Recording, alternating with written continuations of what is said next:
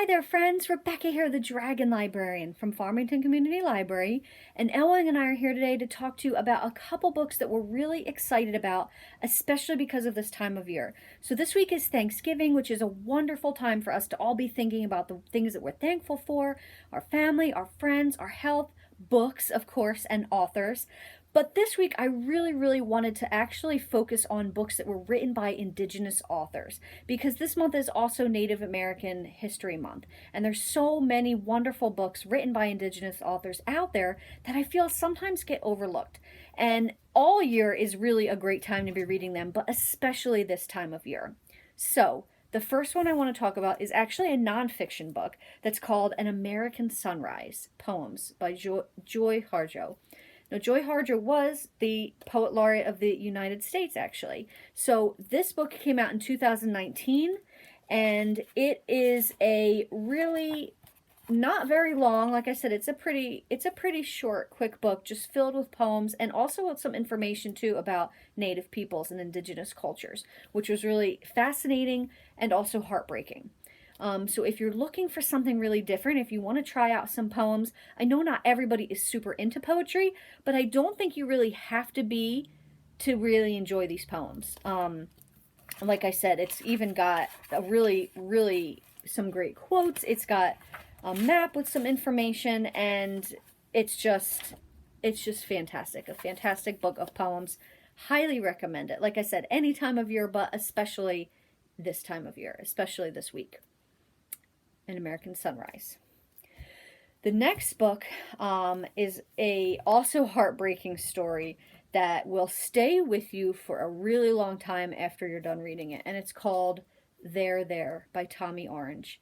This book is so many different things, and somebody in the blurb actually called his voice that it's full of poetry and rage, and you can absolutely feel that from reading this book, because it has so many different emotions. There's a lot of anger, there's also a lot of love and passion and memory and culture and pride in culture and in heritage.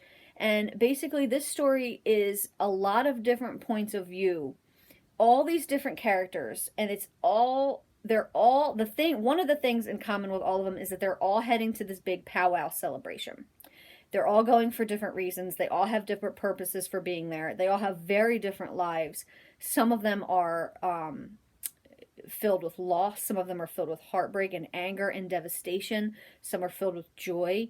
But all these lives are going to connect at this powwow celebration. And then what happens there at the end, I don't want to give it away because it will just destroy the reading experience of this book. But like I said, I read this book a couple years ago, and I'm still thinking about it. Every time I see the cover or somebody mentions this book, I'm like, ooh, yeah, I remember that one, and it was powerful. This is a powerful, intense, amazing story that I definitely recommend. There by Tommy Orange. Now, the last book I want to talk about today, I actually just finished a couple days ago, and it moved me so much. I'm probably going to be adding it to my top 5 of the year. Maybe. It'll maybe make the cut. I'm not sure yet, but it's definitely going to be in the top 10, if not the top 5. And this is called The Sentence by Louise Erdrich. Now, this was my very first experience reading a book by her. I had never read anything by her before, even though I know she's super popular. I've seen her name all over the place. I never realized that she was an Indigenous author. I had no idea until I started researching titles and books and authors that were Indigenous. And I was like, all right, I want to read her. I want to see what she's all about. And I'm going to be honest, the beginning couple pages didn't hook me like I was hoping they would. And I almost put it down because the beginning is a very strange beginning to a story. And I was like, I don't know how this is. I'm like, you know what? Let's just try it a little bit further. Once I got to page like 25, 30, I could not put it down. And I am so thankful that I didn't give up on this book because I absolutely loved it. And you know what? Sometimes wonderful books are not the ones that hook you right from the first second, right? Sometimes you go into a book and you're like, I don't know how I feel about this. And then you love it towards the middle or the end. And that is definitely how I felt about this. I'm going to read probably all of the rest of her books because she has definitely won me over. Love the story. It's about a Native woman named Tuki who, as the story begins, gets sent to prison for a really ridiculous crime. And I say ridiculous, I don't want to give it away because you almost are going to have trouble believing what she gets in trouble for. You're going to be like, this cannot be real life. And the absurdity of it was what almost lost me. But she goes to prison, spends a long time in prison, gets out. She starts working in this bookstore. This bookstore that focuses on Indigenous books and by Indigenous authors. So she starts working in this bookstore, and then one of her patrons in the bookstore that comes in all the time dies. The book really picks up here, and it's a full year from this point when this patron named Flora dies to the following year. In this year, COVID happens. The murder of George Floyd happens, and all the protests and things like that were going on, and her character is caught up in all of these things going on in the world, like we all were, right, in 2020, all the things that were happening. So this book is a full year in the year of 2020 with this culture and this community and all the things that are going on.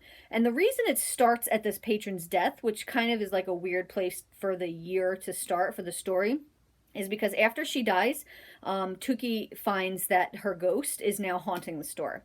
She hears her walking around, books are falling off the shelves, things like that. So there is a lot of things happening in this story, obviously, like I said, but it deals with so many different emotions and so many things. And it might not sound like something you want to read, like, oh my God, I just lived through all that in 2020. I don't want to go through it again. But I will just say this.